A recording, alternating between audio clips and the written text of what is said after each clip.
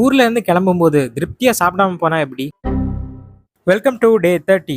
இன்னைக்கு மீன் வாங்க வந்தாச்சு. வெலை மீனும் இறாலும் வாங்கிட்டோம். வெலை மீனை வெட்ட கொடுத்துட்டோம். அதை வெட்டி வாங்கிட்டு போற வழியில இந்த சக்கப்பழத்தையும் கொஞ்சம் வாங்கிட்டோம். இன்னைக்கு சென்னை கிளம்புறதுனால கொஞ்சம் ஸ்நாக்ஸ் வாங்க வந்தேன். எனக்கு இல்லைங்க, ஃப்ரெண்ட்ஸுக்கு. யூஸ்வலா எனக்கும் கொஞ்சம் வாங்குவேன், பட் இந்த வாட்டி வாங்கல. வெயில்ல வந்த டயர்ட்ல சில்லுன்னு அமுல் கூல் புரோட்டீன் ஷேக் ஒன்று சாப்பிட்டேன். நேத்து கோயில்ல இருந்து கொண்டு வந்த அமுது மீதி இருந்துச்சுன்னு அதை சூடு பண்ணி வச்சிருந்தாங்க. சாப்பாடு ரெடியாக கொஞ்சம் நேரம் ஆகுமேன்னு சொல்லிட்டு அது கொஞ்சம் எடுத்து சாப்பிட்டேன். இன்னைக்கு லஞ்சுக்கு கொஞ்சமா ரைஸு, இறால் தொக்கு, 2 துண்டு வெலை மீன் எடுத்துக்கிட்டேன். மாங்காவை துருவி தேங்காய் போட்டு கொஞ்சம் டிஃப்ரெண்ட் ஸ்டைலில் வச்சிருந்தாங்க. நான் இதுக்கு முன்னாடி சாப்பிட்டது இல்லை. ஃபைபருக்காக கொஞ்சம் எடுத்துட்டு வச்சுட்டேன். ஈவினிங் பாட்டி வீட்டுக்கு போயிருந்தேன். அங்க எங்க பாட்டி எனக்காண்டி பாசமா பாயசம் கொடுத்தாங்க. அதை வேண்டான்னு சொல்ல முடியல. ஒரு கப் ஃபுல்லா குடிச்சிட்டேன். அது சிறுபேறு பாயாசம், சர்க்கரையும் கம்மியாக தான் போட்டிருந்தாங்க. மத்தியானம் 4 துண்டு மீன் பொரிச்சிருந்தாங்க. அதில் நான் 2 தான் சாப்பிட்டேன். மீதி 2 ஈவினிங்காக சாப்பிட்டேன். அதுவே வயிறு ஃபுல்லாக இருந்தாலும் வாங்கி வச்ச இந்த சக்கப்பழத்தை சாப்பிடாம வர்றதுக்கு எனக்கு மனசே இல்லை.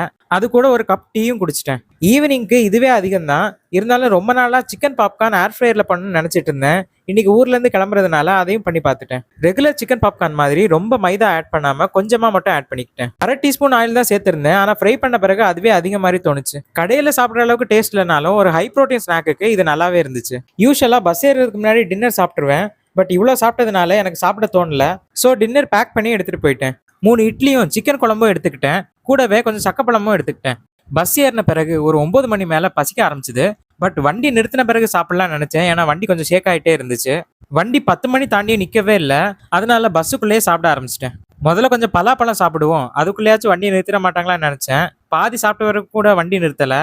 கொஞ்ச நேரம் வெயிட் பண்ணி பார்த்துட்டு அப்புறம் இட்லி சாப்பிட ஆரம்பிச்சிட்டேன். அதை சாப்பிட்டு முடிச்சுட்டு மீதி இருந்த சக்கப்பழத்தையும் சாப்பிட்டு முடிச்சிட்டேன். சாப்பிட்டு முடிச்சு கொஞ்ச நேரத்தில் ஒரு ரெஸ்டாரண்ட்டில் வண்டியை நிறுத்திட்டாங்க. ஊரில் இருக்கும்போது பெருசாக கேலரி டெபிசிட்டை மெயின்டைன் பண்ண முடியலை. பட் அட்லீஸ்ட் நல்ல ப்ரோட்டீன் சாப்பிட்டோம். இனிமே சென்னையில் டயட் எப்படி போகுதுன்னு பார்க்கலாம். மீண்டும் சந்திப்போம்.